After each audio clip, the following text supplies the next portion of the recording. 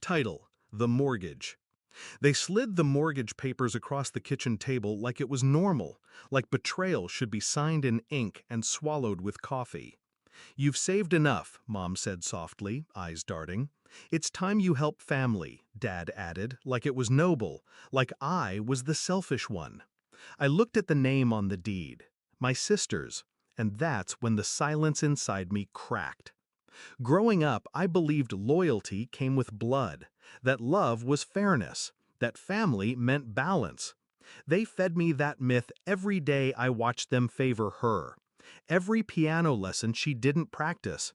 Every bad grade that earned her a hug, while my A- got a lecture. But I worked, late shifts, freelance.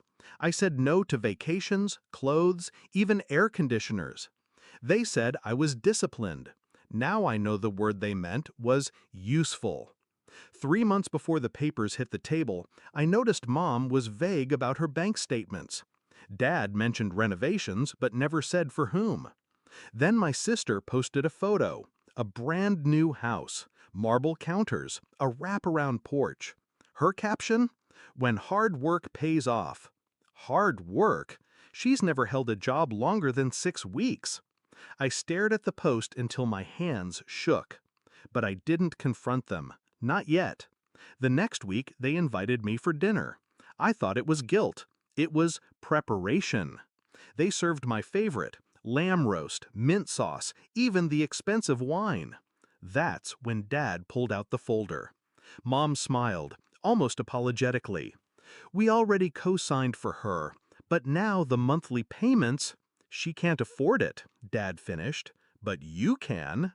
I didn't say a word. I just looked at them like strangers, because that's what they'd become. I said no. Not with anger, with finality. And that should have been the end. But they sued me. The letter came a week later, civil court, claiming implied contract, familial obligation, and a handful of other phrases that meant, "You owe us for loving you." $350,000. The cost of her house and, apparently, my childhood. My lawyer laughed when he saw the paperwork. Then he stopped laughing, because they'd built a case. Emails where I said, "Let me know if you need help." Texts where I said, "Whatever I have is yours." Photos of birthday gifts. A used car I gave them years ago. They called it a pattern of intent. I called it love. They called it evidence. Court day came. My parents showed up dressed like widows. My sister sat in the back row wearing designer sunglasses like she was shielding herself from the truth. I didn't look at any of them, just the judge. An older woman, sharp eyes, no patience.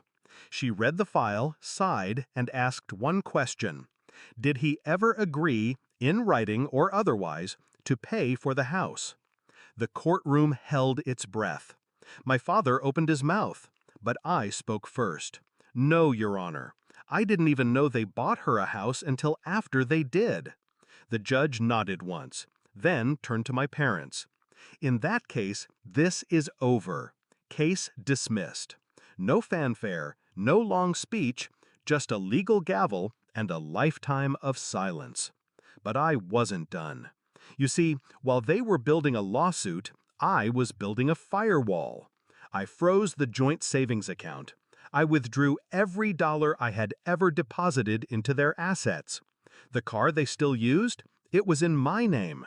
I had it towed within the hour. I reported the gift money I gave them as loans on my taxes, retroactively. Let the IRS ask them why those gifts weren't declared.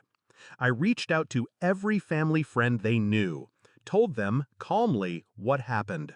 Screenshots, dates, court documents. Not to shame them, to reveal them. And then I disappeared. Changed my number, moved cities, left no forwarding address. The last text I ever sent read, "You didn't lose a wallet, you lost a son." That was 2 years ago. I haven't heard from them since. But every so often I get an anonymous email, a GoFundMe, a whispered apology through an old friend. I never reply. Because closure isn't a conversation. It's a locked door. People ask me if I miss them. I miss the version of them I thought existed. But the truth? Sometimes justice doesn't look like revenge. Sometimes it's just walking away, with your name still intact.